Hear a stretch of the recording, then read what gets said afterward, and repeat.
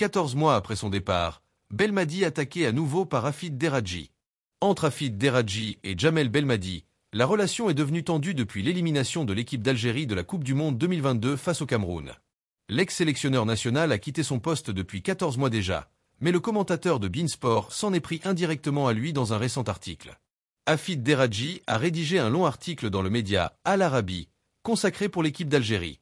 Il n'a pas tari d'éloges sur le sélectionneur national Vladimir Petković. En parallèle, il s'en est pris d'une manière indirecte à son prédécesseur Djamel Belmadi. D'abord, il a indiqué que Mohamed Amoura a prouvé qu'il n'est plus un joker ou un joueur d'une heure.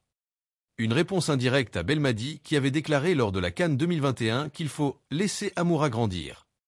Mais il faut savoir aussi qu'Amoura du FC Lugano n'est pas celui du Wolfsburg.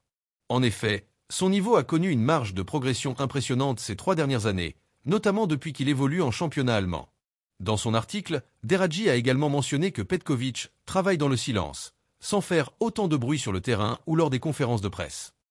Encore une fois, il a fait allusion à l'ex-driver des Verts, réputé pour ses altercations avec les médias et son « arrogance » sur le terrain. On cite, entre autres, son accrochage avec le latéral gauche tunisien Tabdi lors du match amical Algérie-Tunisie, 0-0, disputé en juin 2023 à Naba. Deradji a déjà assuré qu'il n'a aucun problème avec Belmadi. Invité pour une émission diffusée sur une chaîne de télévision privée le mois de janvier dernier, Hafid Deradji a assuré qu'il n'a aucun problème avec Belmadi.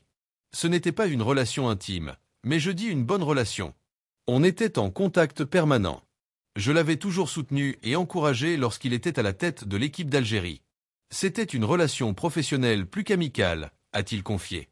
Et d'ajouter, actuellement, notre relation n'était pas comme avant. C'est tout à fait normal car il n'est plus sélectionneur national.